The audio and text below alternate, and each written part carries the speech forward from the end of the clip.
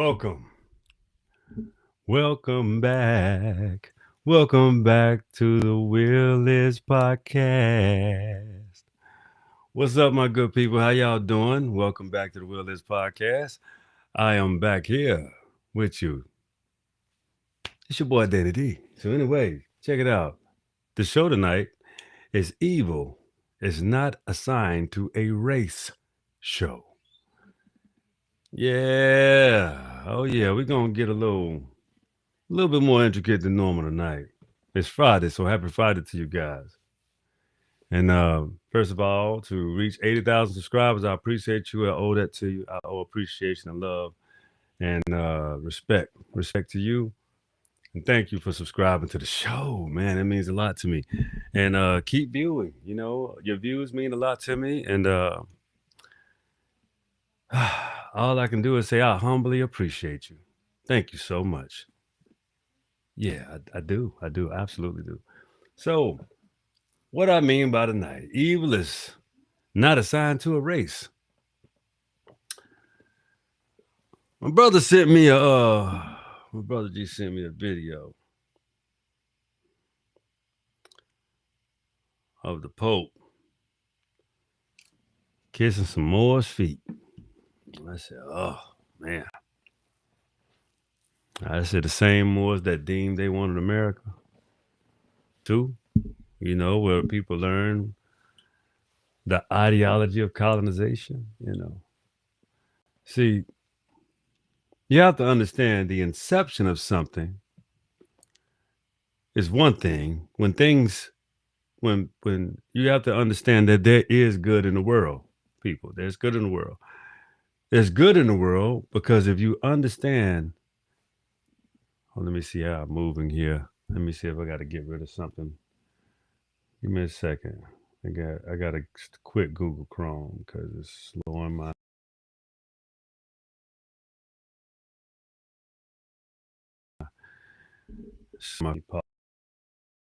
pause for a second.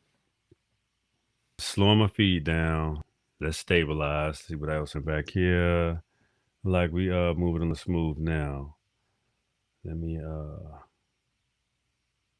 force quit that too because I gotta make sure the show go good. So I don't need too many problems. You know what I'm saying? So we live. So dig, yeah. But when it comes to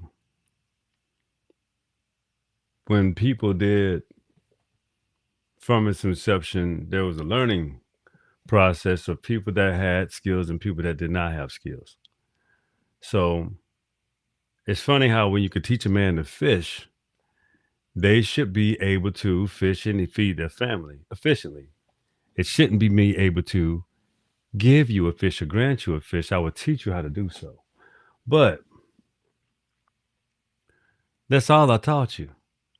What if I didn't teach you how to hunt?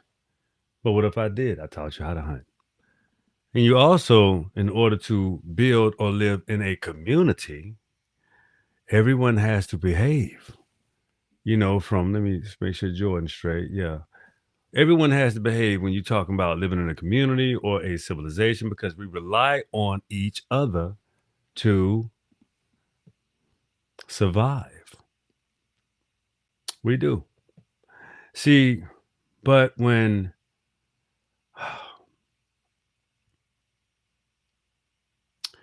good nature could be manipulated,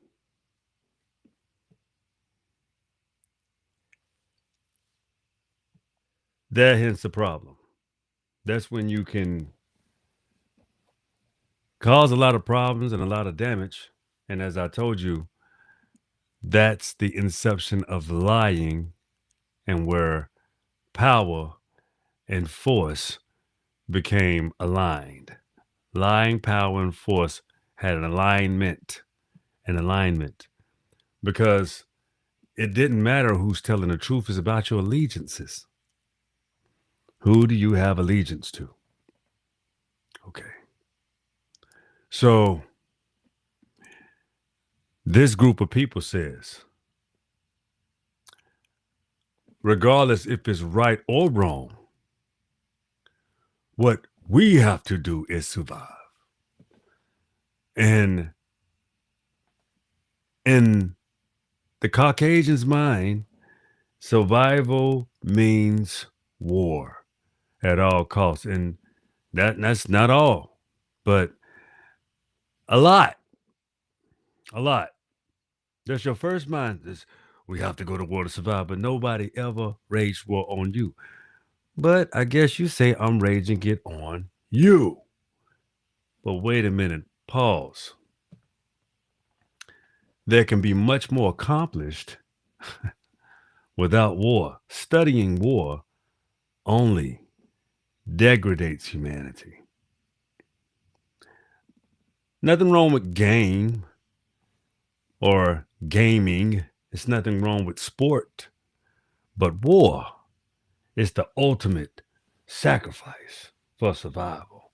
No matter how many you kill or who kill you, people die when you wage war.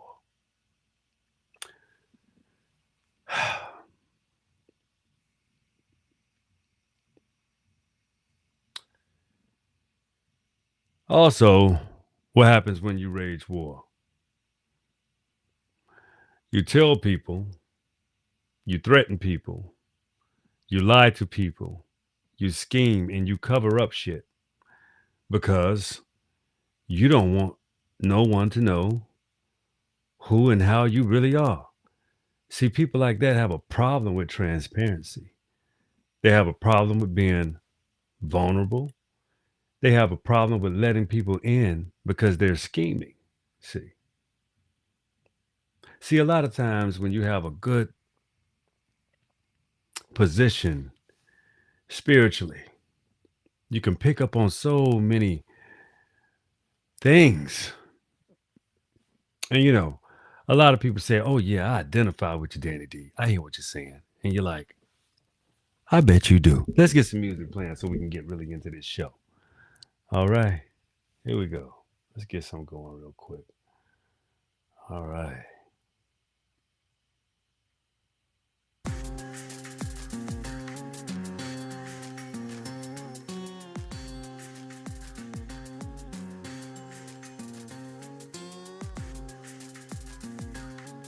Not my speed, pimp.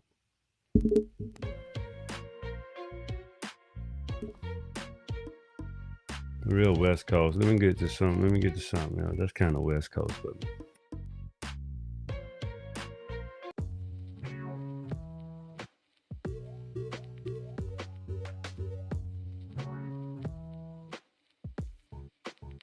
Yeah, we good. We good with that. Check it out. Evil is not assigned to a race. I think evil really does what evil really does. It's not even permanent. It has to be embraced to become permanent.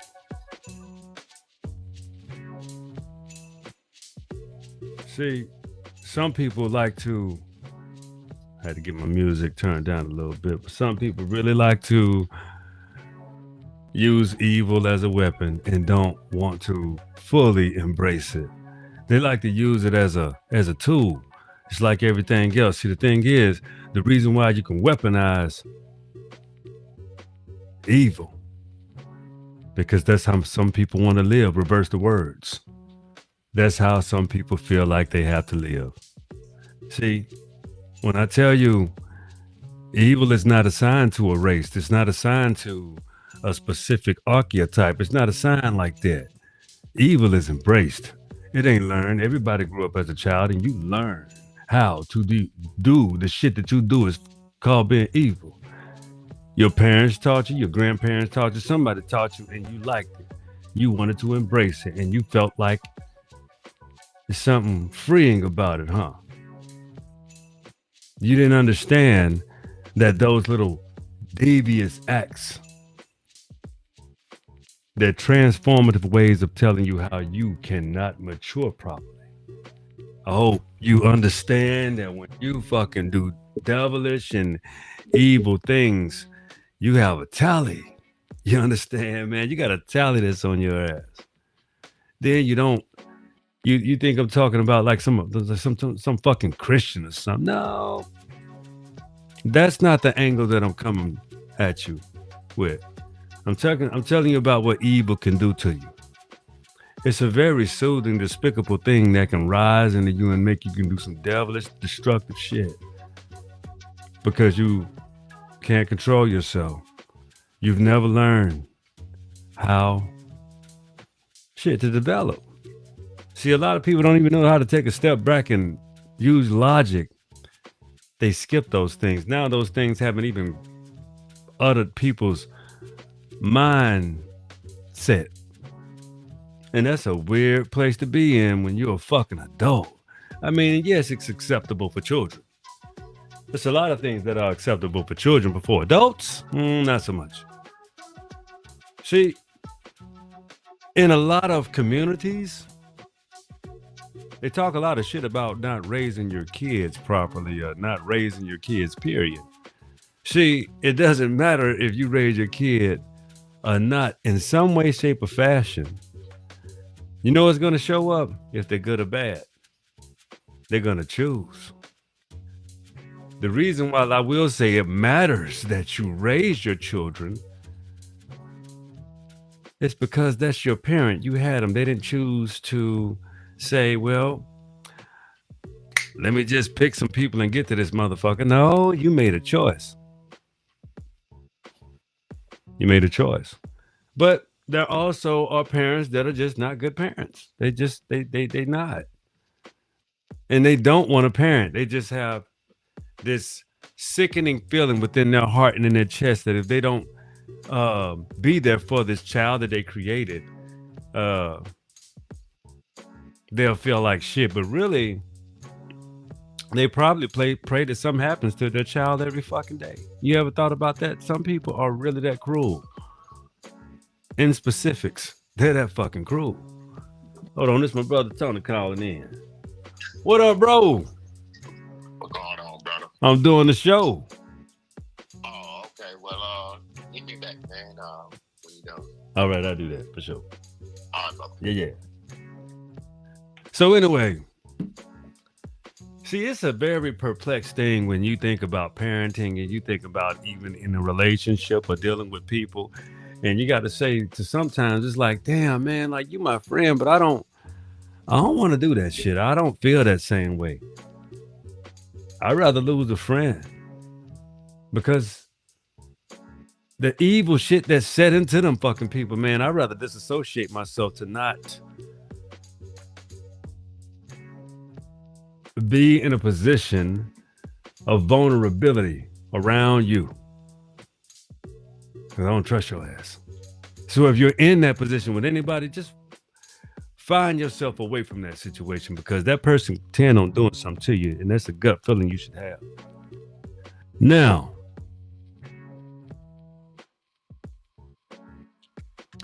I was telling you, my homeboy G sent me a video today of the Pope kissing some Moors' feet, and some people would say, well, that shows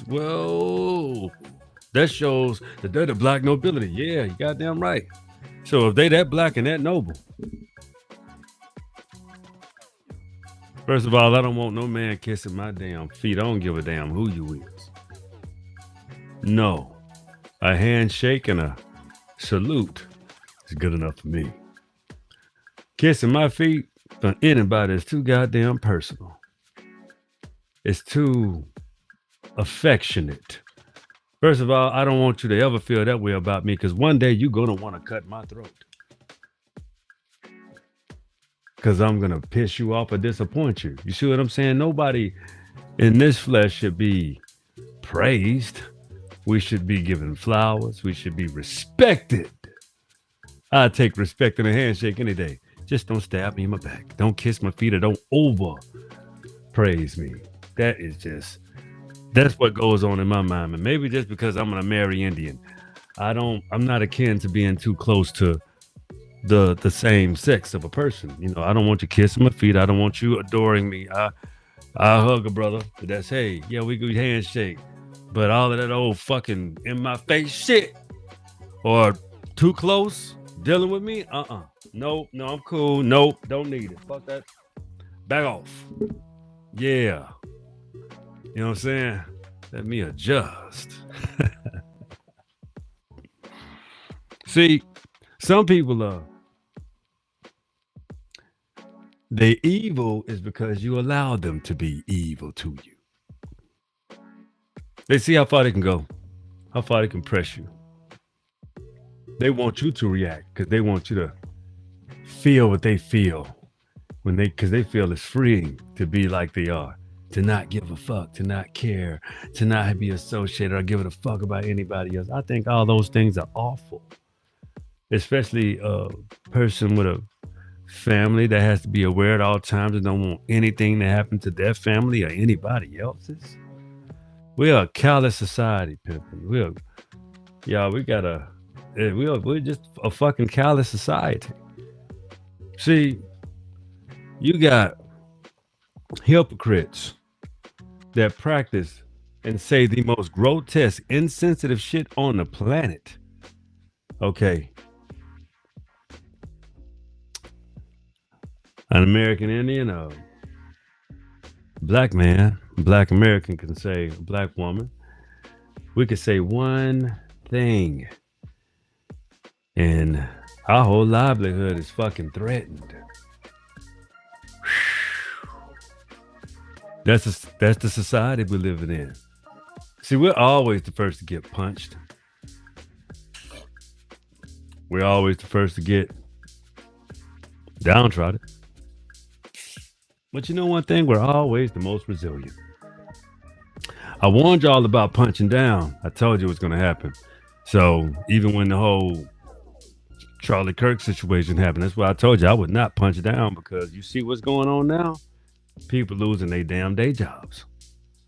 I knew it was going to happen. I had a gut feeling. I said, shit, they ain't going to take that lightly at all. So it's not a fear thing. It's an intelligence thing. See, some people love going against the grain to prove a point. What point is there to prove when you're going to bring heat to yourself about a situation that you can't control? How people are emotionally attached and connected to a situation. You can't control that. And I've seen that across the board, black, white. I'm like, hey, it's a perplexed situation. I have my feelings, but hey, they're not important. What's important is, how are we going to pivot past this point? Because thing is, that pendulum got to swing the other way too. So when people make all of these brash decisions and all of these, damn, man, you lose freedoms at every turn. So the Will of this podcast, that's why we keep it very close to facts and history and book sharing, to teach you how we can learn from antiquity, the times that we have already gone through. And damn, I hope that ain't gonna get banned next year. You gotta learn. You have to learn to grow. And I think some people are just so fragile. They are not willing to learn and grow. What they are willing to do is make sure they handle you. Yeah, that's kind of how it's going now, man. You got to be very cautious, very aware. Keep your head on a swivel and watch your mouth. These platforms that we have, they are service portals. You give service to people that find you entertaining, authentic, find you, worth a damn to watch. So at the end of the day, you say, hey, the service that I owe to you is to tell you the truth. Some people are good at manipulating, falsifying, and it seems like fact checking is also becoming a crime. I told you, they want these alternative facts and they want to behave the way they want to behave. Shit wild. Shit crazy. It's also super hypocritical, but we have to keep pushing forward and moving on. Keep our speech intelligent. Keep it up. And also, let's find out who's who when they start to degrade People that look like you and me. Black folk. Black people. Black Americans. There's a whole lot of degradation be going on. You understand? HBCUs are getting threatened. We ain't had nothing to do with this shit. Nothing.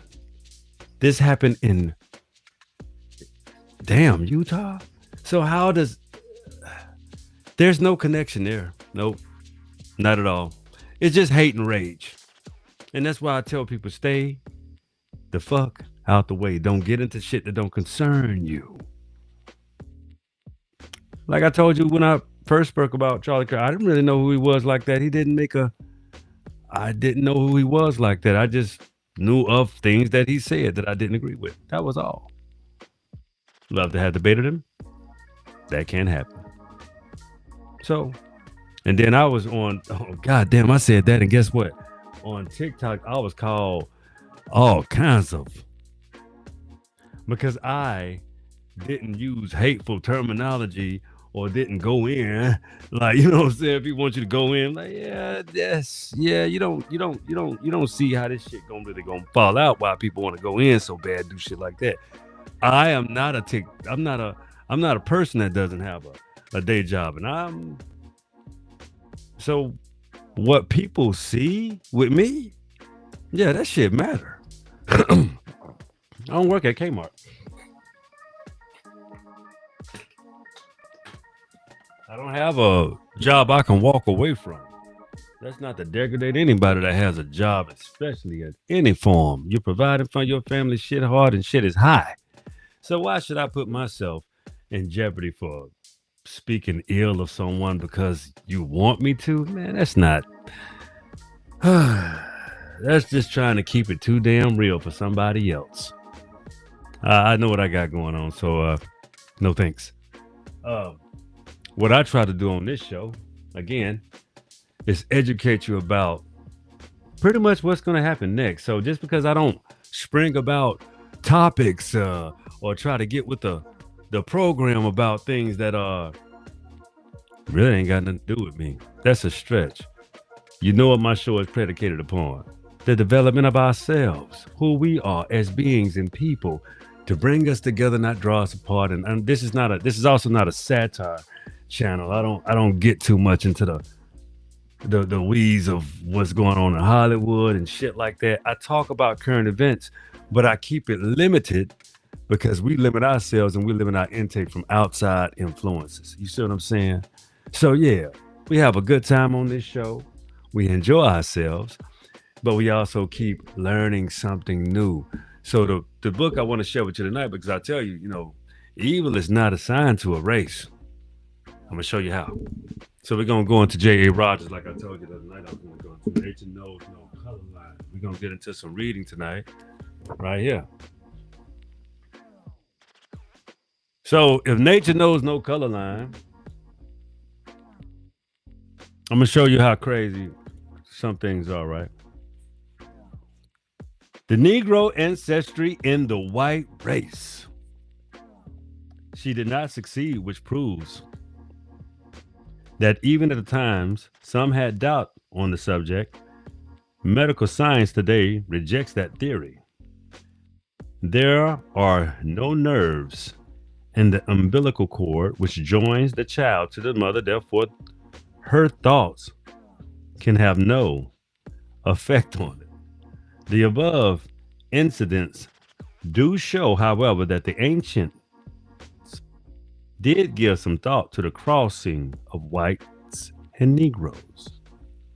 Centuries later in Rome and under Islam, we shall have more abundant and precise evidence of this. We shall also see a general absence of an antipathy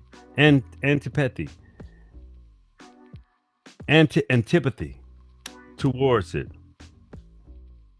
Under Dow's 1587 page 107 and 108 and 1895. C. and Brom R. English Moore page 67, first published in 1658. And this is what it reads here. There are educated whites who shall believe that the white woman might have a black baby merely looking at a Negro, that or that a white couple had a Negro strand, however distant, might have one. Science rejects both these beliefs. So do the courts. Even during the slavery and refusing to accept them, white women allegedly married a Negro, were bearing mulatto children, and were unmarried white women. It would have been useless for one of the latter to say that she, frightened by a black man or a father of a child, had some Negro strand. These white women were fucking black men back then. It's a hankering that they have always had. Nature knows no color line. It's a hankering. It's something that you can't even control. So the white woman and the black woman having these type of frictions right now, or even the Latina, all these different types of women are having a coping problem with one thing that they understand, something that they love. Anyway, let me keep reading. Note on the Black Madonna, the worship of the black woman as the mother of the human race goes back to the diminished antiquity, and it seems Itman T. Ancient Father, Volume 2, page 267, 1868, says, the vulva, the portal through which life passes and emerges out into the world, is black among all Oriental nations. Its color, therefore, is appropriate to the female creator, the mother of the gods, and the man from whom all things spring. If we turn to the Hebrew, we see that it supports me in this idea. We find the word shahara, or shakera, which signifies to be black. In volume 1, he mentioned an old black Venus who was later worshipped as a virgin of Amadou, old black. Mm-hmm. See in page 105 of Diana of the Ephesians, mentioned in the Bible for picture of her and her black goddess sex. See Sex and Race, volume 3. The earlier translation of the Savior of mankind from the Buddhas to Jesus depicts them as black or dark skinned. See the figures of race in volume 1 and 2. Esler R. says that Josephus, Jewish historian of the first century, said that the Christ was a man of simple appearance, mature age, dark skinned, with little hair, about 4.5 feet, 54 or 58 inches tall, humpback with a long face, undeveloped beard. He says in appearance and reconstruction origin, Halosius II. The early Christian says they accepted the picture in the Klunging, Tertullian, and Augustine, but in the Haliosis underwent the usual corrections at the hand of Christian copyists with the view of a embellishment. The Christian had gained power. They had become mighty. Christ had become king, and it would no longer suit to portray him as unimpressive in appearance. The original text in Esler would give an offense to believe Christians and their Hellenistic idea for male beauty. Therefore, they changed the pen picture of Christ to ruby, 6 feet high, well-groomed, venerable, erect, handsome, blue eyes, beautiful mouth, copious beard, Messiah Christ. Page 1411 to 14 and 1421 to 1442. See by F. Hertz, Race and Civilization. Y'all need to check this book out right here. This is J.A. Rogers, Nature Knows No Color Line. It's a whole lot of people that don't know who they are, don't know what they are, and don't care to know. because they have venerated something that they should think over. Anyway, that's the show tonight. I love you guys, and I appreciate you tuning in to the Wilderness Podcast. I might see you later today or tomorrow, but nah, it's getting late. Got some time to spend with the wife. Peace, y'all. I'll holler at y'all. Remember this favorite part of the show?